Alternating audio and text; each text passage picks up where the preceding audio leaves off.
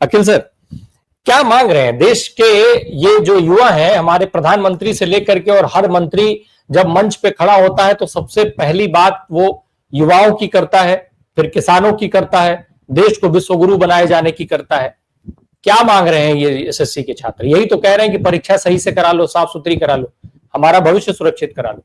भविष्य की मांग करना युवाओं के लिए क्राइम कब से हो गया? क्या देश में पहली बार आंदोलन हो रहा है? एक और चीज है सर, इसके साथ मैं सवाल के साथ जोड़ना चाहता हूं। ये जो 10 से 5 की परमिशन का मामला है, ये कितना इंपॉर्टेंट है? क्या आज तक के सारे छात्र आंदोलन जो इस देश, जिन्होंने इस देश की दिशा तय की है, वो 10 से 5 की परमिशन के साथ हुए हैं क्या? जय संविधान।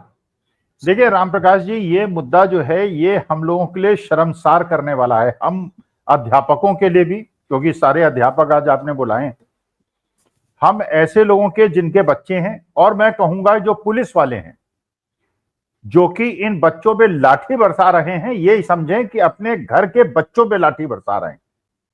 शर्म आनी चाहिए। ये उसी प्रकार की चीज है, पट्टम थानू पिल्लई की सरकार केरला की डॉक्टर लोहिया ने गिरवा दी थी क्योंकि गोली चली थी और 2 लोगों की मृत्यु हुई थी।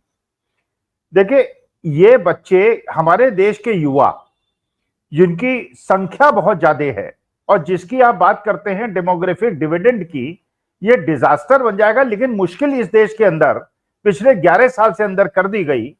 देखिए, जितने बच्चे भी हैं इसमें 90% बच्चे हिंदू हैं, लेकिन हिंदू धर्म खतरे में है, मुसलमान आक्रमण कर लेंगे, मुसलमान अपना वो कर देंगे, देश पे कब्जा कर लेंगे, इस प्रकार की अफवाहें फैला के। तो मैं इन बच्चों से भी निवेदन करना चाहता हूं, इस युवा पीढ़ी से भी निवेदन करना चाहता हूं, जैसे किसानों को 13 महीने तड़पाया गया था और दिल्ली के आसपास इनको किले गाड़ के रोका गया था, वहां भी लोगों ने कहा था, भक्तजनों ने कहा था कि असली किसान नहीं है। अब कह दें ये असली छात्र नहीं है।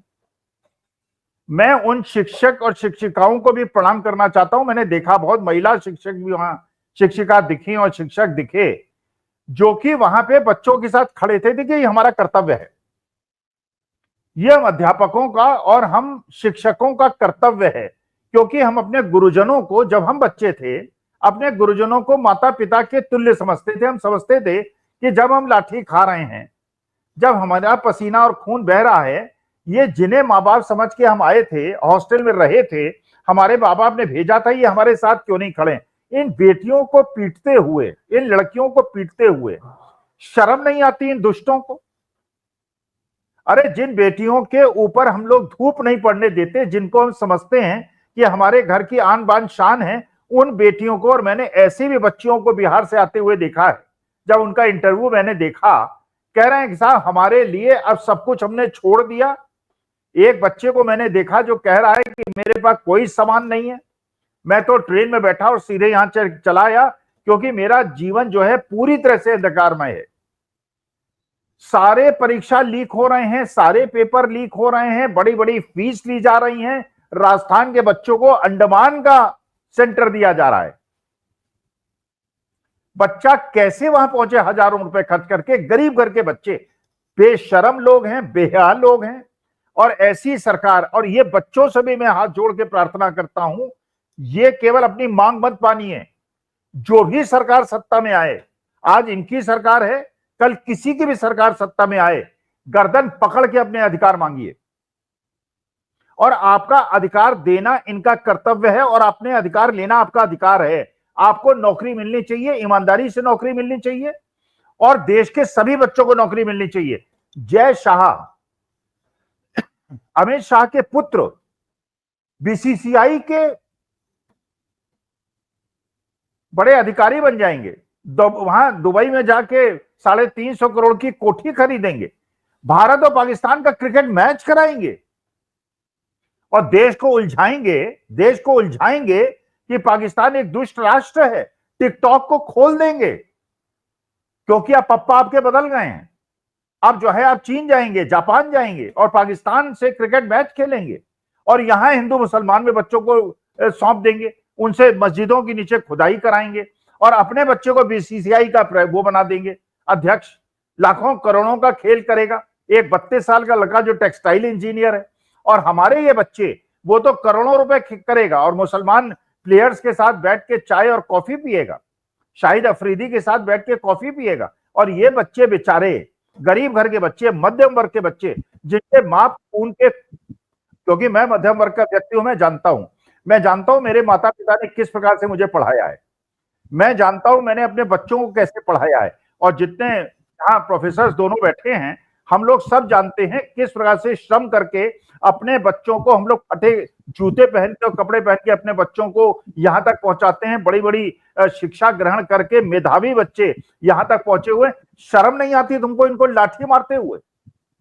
तो देखिए, मैं तो बच्चों से भी निवेदन करना चाहूंगा, अपने अधिकारों के प्रति सजग हो जाओ। और ये बाकी लोगों से, समाज के लोगों से भी मांगूंगा, समाज के एक एक अंग को अगर अकेला छोड़ोगे तुमने अग्निवीरों को अलग छोड़ दिया, तुमने किसानों को अलग छोड़ दिया, आज इन बच्चों को अगर छोड़ोगे, वैसे छोड़ा नहीं उन्होंने, ये तो जो चुनाव आयोग ने हेरा फेरी करके चुनाव में किया है, इसीलिए किसी भी आंदोलन का असर चुनाव रिजल्ट्स पे नहीं मिलता। सब कुछ होता है हरियाणा के अंदर, इनको गांवों के अंदर घुसने नहीं दिया जाता, ये चुनाव जीत जाते हैं, क्योंकि इनको अब जनता की भावना से कोई लेना देना नहीं है। अपने को जोड़ो, वोट चोरी जो है, गद्दी छोड़ो, ये वाला नारा बुलंद करना पड़ेगा सबको।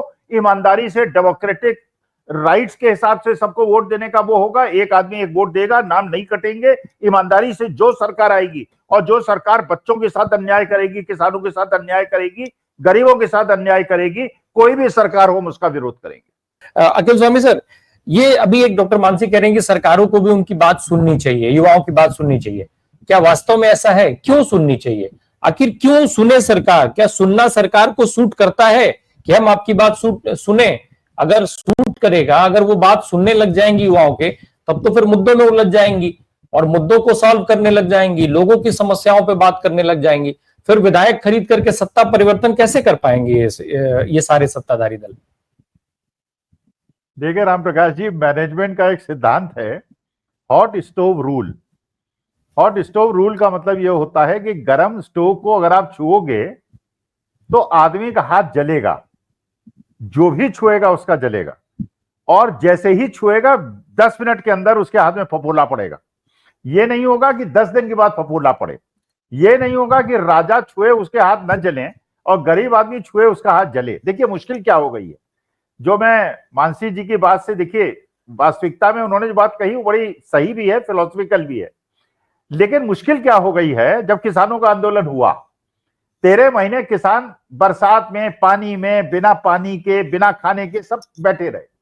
550 किसानों की शहादत हुई। किसानों को मिला क्या? देखिए, आप एक वाहियात बिल लाए, 13 महीने के बाद वाहियात बिल वापस ले लिया, किसानों को क्या मिला? क्या किसानों को एमएसपी मिली?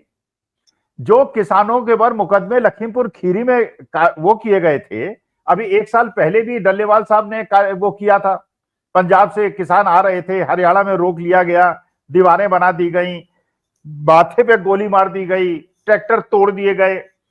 सवाल यह है, सरकार ने एक नया सिद्धांत बना लिया है, वो कहती है ये किसान आंदोलन नहीं था। देखिए हम चुनाव जीत गए ना, हरियाणा का चुनाव जीत गए ना, किसानों ने गांवों के अंदर नहीं घुसने दिया, लेकिन चुनाव जीत गए ना। इसका मतलब वो कहते हैं कि जनता का सहयोग हमें प्राप्त है। देखिए, मैं, आपको लगेगा कि मैं बहुत ज्यादा रिलेवेंट बात नहीं कर रहा हूं, मैं बच्चों से कह रहा हूं आंदोलन मत करो।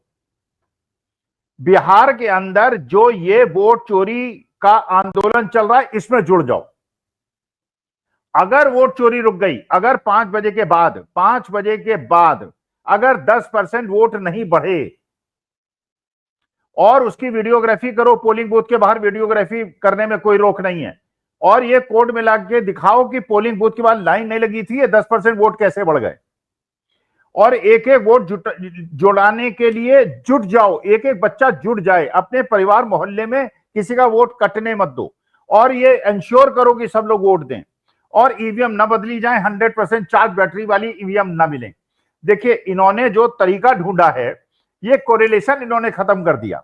भाई हम लोग कोई भी रिसर्च करते हैं, डॉक्टर साहब भी बताएंगी कि हम लोग को ये हुआ इसलिए ये हुआ। उन्होंने कहा किसी का कोई मतलब नहीं, हम चुनाव जीत रहे हैं, इसका मतलब हम सब सही कर रहे हैं, इसका लेकिन वो हो क्यों रहा है?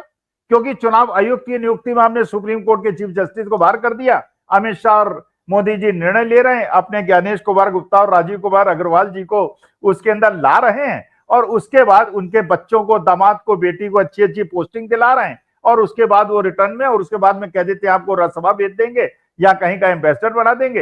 एक गिव एंड टेक चल रहा है। अपने बेटे को आईसीसी का प्रेसिडेंट बना देंगे, भारत पाकिस्तान का मैच होगा। जब अगर ये चुनाव की चोरी रुक जाएगी, जिस दिन चुनाव के अंदर वोट चोरी रुक गई, उस दिन चुनाव के अंदर भारतीय जनता पार्टी 2 सीटों में सिमट जाएगी। और उसके बाद जब नई सरकार सत्ता में आएगी, वो भी ये सोचेगी वोट चोरी करने की मत सोचो बेटा, जनता को अगर नौकरी नहीं दोगे, लाठी दोगे, तुम लोग सत्ता में। लेकिन अब वो कोरिलेशन ही खत्म हो गया, तो they don't care for anybody. बिल्कुल। और ये करते रहो यही मैं, आप आंदोलन करते रहो, दे डोंट केयर। लाठी से हाथ पैर तोड़ देंगे। और एक लास्ट बात कहता हूं रामप्रकाश जी, मुझे नहीं पता आपके घर में बच्चे बेटा हैं कि बेटी हैं। हम लोगों के बचपन से हमेशा सिखाया गया, और हम पुरुषों को, लड़कों को हमेशा माँ बाप की मार भी ज्यादा पड़ी कि बेटी को कष्ट नहीं होना चाहिए।